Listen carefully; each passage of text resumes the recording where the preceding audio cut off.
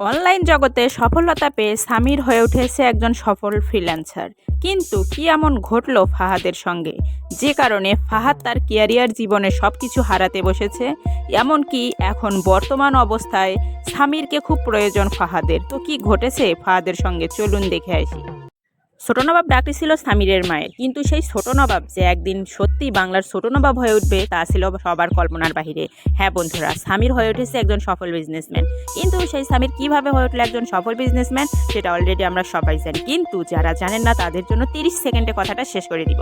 সামির সফলতা অর্জন করেছে অনলাইন জগতের মাধ্যমে, যেটাতে সর্বশ্রেষ্ঠ তাকে উৎসাহিত করেছিল তার স্ত্রী এবং তার বন্ধু। কিন্তু সামির সফলতা পেয়ে শুধু তার স্ত্রীর জন্যই সীমাবদ্ধতাপূর্ণ উপহার আনেনি, সে এনেছে পরিবারের সবার জন্য। আর এই উপহার পেয়ে যেন পরিবারের সবাই আবার নতুন করে সামিরকে আপন করতে শুরু করেছে। সামির সবার আপন হলেও মায়ের কাছে হয়ে উঠেছে বেশি আপন, কারণ এই মাই একদিন সামিরকে বলতো ছোট নবাব বাংলার শেষ নবাব, এবং কর্ম না করার জন্য নানা প্রকারের কথা শোনাতো সামিরকে। আর আজ সেই মাই সামিরের হাত থেকে সামিরের প্রথম উপার্জনের টাকা দিয়ে উপহার পেয়ে যেন হয়ে উঠেছে একজন প্রাণপ্রণ মা। এবং সে মা এখন সর্বদিক থেকে সামির এবং মেহেরিনকে চোখে হারায়। সে সবসময় সামির এবং মেহেরিনের গুণগান করতে ব্যস্ত হয়েছে।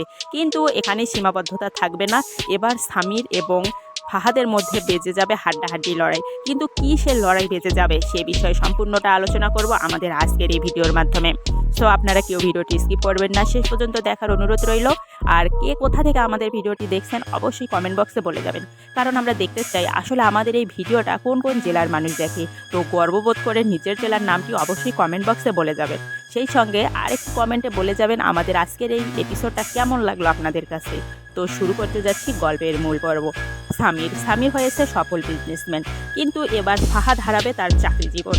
এমনকি শুধু চাকরি জীবন বা কর্মরত জীবনেই নয়, সে সেই সঙ্গে হারিয়ে ফেলবে তার স্ত্রী, সংসার, এমনকি এতদিনের ধরে রাখা বা উপার্জন করা যে ক্যারিয়ার, চাকরি, আস্তে আস্তে সেটা হারিয়ে ফেলতে বসবে ফাহাদ। কিন্তু কেন ফাহাদ সব কিছু হারিয়ে ফেলতে বসবে সে সম্পর্কে আপনাদেরকে তুলে ধরবো আমাদের এই ভিডিওর মাধ্যমে। অপরদিকে ফাহাদ যে সামিরকে টাকা দিতে আসলো তার হাত খরচের জন্য, আদৌ কি ফাহাদ এটা সামিরকে ইঙ্গিত করে দিতে এসেছে, নাকি মেহেরিন যে অতীতে ফাহাদের গার্লফ্রেন্ড ছিল সে সুযোগে ফাহাদ কিছু দিতে এসেছে যাতে মেহেরিন পেয়ে খুশি হয়?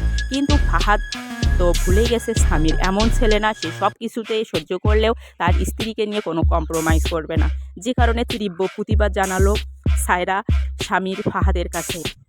ফাহাদ তার স্ত্রীকে উপেক্ষা করে ক্যারিয়ারকে বেশি প্রাধান্য দিলেও সামির তার কর্মরত জীবন বা টাকাকে উপেক্ষা করে তার স্ত্রীকে কখনো অবহেলা করে না, কারণ সামির এটা বিশ্বাস করে সব কিছুর ঊর্ধ্বে ভালোবাসা। তো বন্ধুরা, চলে যাব সেই মূল কথাতে, কি ঘটবে আসলে ফাহাদের সঙ্গে আসলে এটাই ঘটতে চলেছে যে সায়রা এবং ফাহাদের মধ্যে কিছুটা হলেও বিচ্ছেদের লক্ষণ চলে এসেছে, কারণ প্রতিটা কথা এবং কার্যকলাপে ফাহাদ হারাতে বসবে সায়রাকে। শুধু এটাই নয়, ফাহাদ যে সমস্ত কর্মকাণ্ড করবে তাতে সায়রার মন বিক্ষিপ্ত হয়ে যাবে। শুধু তাই নয়, একের পর এক মিথ্যা কথাতে হারিয়ে ফেলবে ফাহাদ তার আত্মবিশ্বাস, তার সচেতনতা। তো সেখান থেকে আসলে গল্পের মূল পর্বে চলে যাবে সামির। ফাহাদ যখন সব কিছু হারিয়ে নিঃস্ব হয়ে পড়বে, কোনো কুল কিনারা খুঁজে পাবে না, ঠিক সেই সময়ই সামির এসে দাঁড়াবে ফাহাদের পাশে।